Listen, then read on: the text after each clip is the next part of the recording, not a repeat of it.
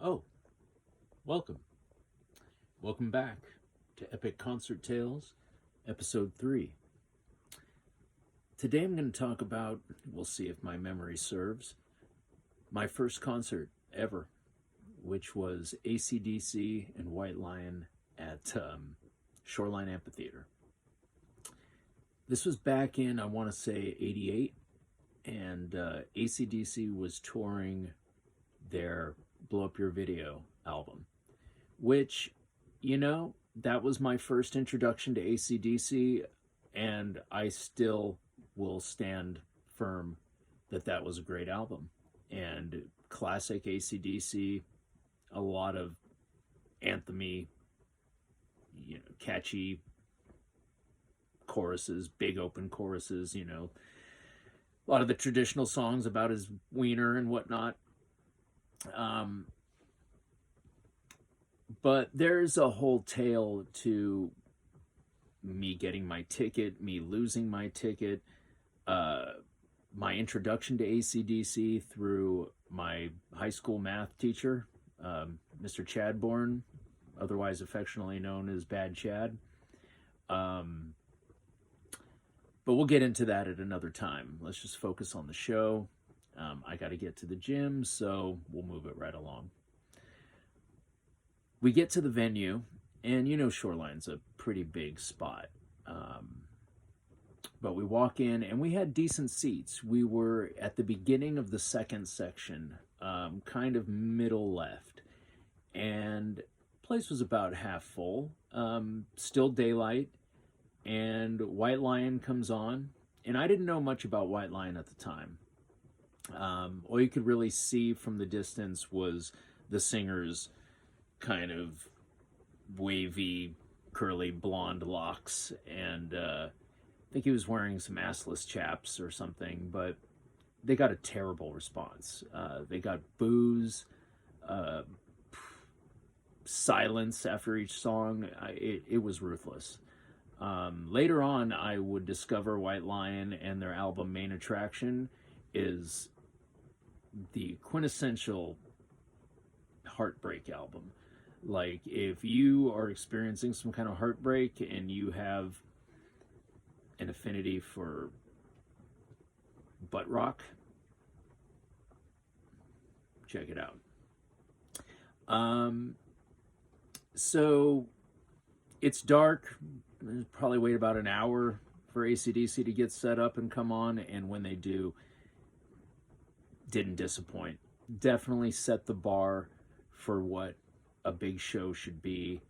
Performance wise, it's all about Angus, the guitarist, Angus Young. And he's a machine. I can't even describe it. If you haven't seen AC/DC live, I'm not sure what they're like these days. Probably a shadow of their former selves at best. But back then, I feel like they were probably at the top of their game, maybe even starting the decline, but still incredible performers. Probably played for at least an hour and a half. Every song was like, oh shit, like, it's just incredible.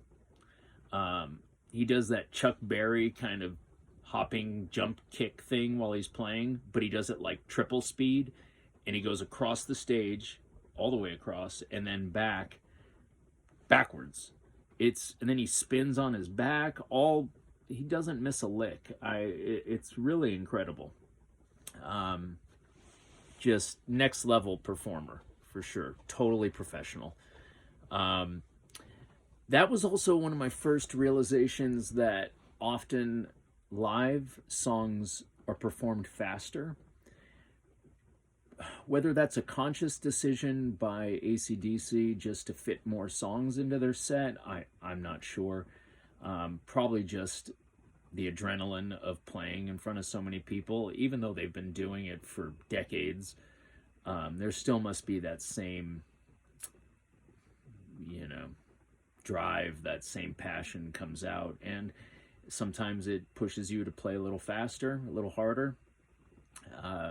And anybody who plays music knows it's all slowing down and constantly like, dude, let's try that again, but slow it down a little bit, you know, like remember your tempos, you know, not every song is good at a, you know, gallop. But without getting too sidetracked, the show opens up, stage opens, this missile comes out of the middle of the stage, you know, very phallic, and you know, usual AC/DC shit. Front of it pops open, Angus is inside, he comes out, crowd goes nuts. With most bands, the focus is usually on the lead singer. And Brian Johnson is definitely a formidable frontman. Back then, you know, to a high school kid, he seemed like he was jacked. But, you know, looking back now, he was just a, you know, I think genetically probably a muscular dude, but by no means was he jacked. But definitely solid frontman, sounded great. Like, it's just one of the loudest concerts ever. There's these cannons, like they have certain staples that you'll see at their show, kind of like Alice Cooper or Kiss, that they do every time. Being when Hell's Bells comes out, there's a bell, like a giant bell, and Brian whacks it with a sledgehammer. And at the very end, I'm probably missing a few, but at the very end, these two cannons come out on either side of the stage, like slowly, and then for those about to rock, when the explosions go off, I guarantee it'll be the loudest thing you'll ever hear in your life. Like, they may even pass out a warning with earplugs at the beginning of the show, like, hey, this, you may experience medical injury because of this, you know, the decibel level and whatnot. But yeah, freaking incredible. Great closing to a show with the cued booms, and then at the very end it's just boom, boom, boom, boom. Like, they really light it up. They're just like, fuck you. Like, if you're not deaf now, you're gonna be deaf, and you'll be thinking about this show probably for the next couple of weeks, if ever. Never forget it, if the ringing ever even goes away. But definitely a memorable show, set the bar. Now, there's something to be said for small clubs and intimate venues and being like 5 feet away from the people you want to see or hear or see and hear. But this was a great example of what it means to perform and how important the performance is. Like, for a band just to get up there and just stand there, look at their instruments, you know, with their back to the crowd or their eyes closed, and just like they're like at practice. In my opinion, it should be more than that. You should be aware of the entire visual aspect. I'm not saying compromise the integrity of the music for costumes and pyrotechnics and all that stuff, but it's a total package. Like, the music has to support the look and the vibe and the performance and vice versa. It's a whole thing. Now, of course, there's some bands that don't need the visual aspect and are probably better without the visual aspect, but to really, I don't know, you have so many things available to you. Like, why not utilize them all? With music especially.